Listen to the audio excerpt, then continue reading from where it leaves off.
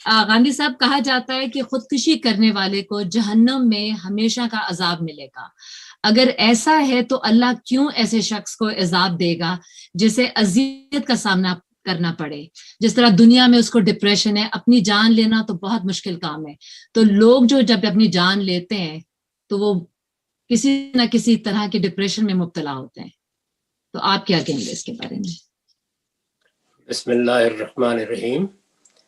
3 باتیں سمجھ لیجئے، اس کے بعد اس طرح کے سارے سوالات کا جواب آپ خود دے سکیں گے. پہلی چیز یہ ہے کہ کسی کی جان لینا، اپنی جان لینا، اسلام کے نقطہ نظر سے یہ بالکل برابر ہے. اللہ تعالیٰ نے نفس انسانی کو حرمت عطا فرمائی ہے. چنانچہ نہ میں کسی دوسرے کی جان لے سکتا ہوں، نہ اپنی جان لے سکتا ہوں. میں اپنی جان لوں یا دوسرے کی جان لوں، یہ قتل کا اقدام ہے، اور قتل کی سزا قرآن مجید میں بہت سخت بیان ہوئی ہے، دنیا میں بھی اور آخرت میں بھی. یہ پہلی بات ہے. دوسری چیز یہ ہے کہ جب بھی ہم کسی جرم یا گناہ کا ارتکاب کرتے ہیں یا کوئی غلط کام کرتے ہیں تو سزا سے پہلے قرآن مجید نے یہ بتایا ہے کہ یہ دیکھا جائے گا کہ جرم کیسے ہوا اور کن حالات میں ہوا. یہ دونوں چیزیں جو اللہ نے ہمیں دنیا میں قانون دیا ہے اس میں بھی دیکھنی ضروری ہے، اور قیامت میں بھی اللہ تعالیٰ یہ دیکھیں گے.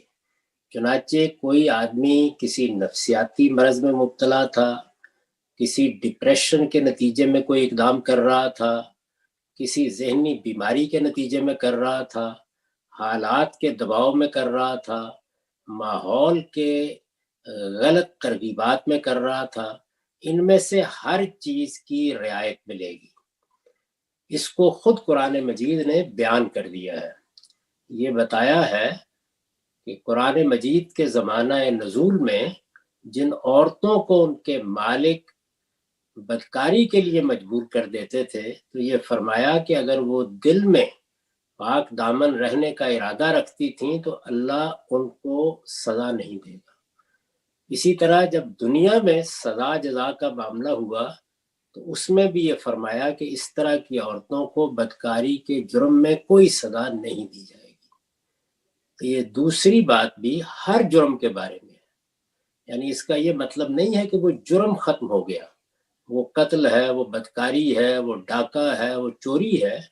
جب بھی کوئی آدمی کسی جرم کا ارتکاب کرے گا تو وہ جرم تو ہو گیا، اور وہ اس کے لیے ایک مجرم کے طور پر اللہ کی عدالت میں پیش بھی ہو جائے گا، لیکن اس کے حالات کیا تھے اس کو رعایت دی جائے گی. یہ دوسرا اصول ہے. تیسرا یہ ہے کہ رعایت اتنی ہی ملے گی جتنا ایک وہ مجبور ہوا یا دباؤ میں تھا. اس میں کچھ چیزیں وہ ہیں جن کو ہم اپنی دنیا میں بھی جان لیتے ہیں، اور کچھ وہ چیزیں وہ ہیں کہ جو انسان کے باطن سے متعلق ہیں.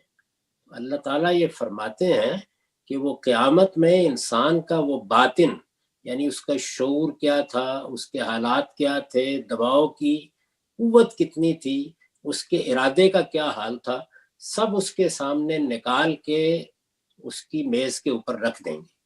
اس کے بعد جب وہ خود اس بات کا اقرار کر لے گا کہ یہ کام میں نے اپنے ارادے سے کیا ہے، لیکن اس میں اتنا حصہ وہ ہے جس کا باعث میرے حالات بنے ہیں، تو اب اس کے لحاظ سے اس کو رعایت ملے گی، یعنی سزا میں رعایت ملے گی. اور اس میں اس کا پورا امکان ہے کہ اس کو اتنی رعایت مل جائے کہ اسے بالکل ہی معاف کر دیا جائے. تو یہ 3 چیزیں ہیں جن کو ہر معاملے میں سامنے رکھے تو یہ خودکشی بھی سمجھ میں آ جائے گی، قتل بھی سمجھ میں آ جائے گا، باقی چیزیں بھی سمجھ میں آ جائے گی. بہت شکریہ.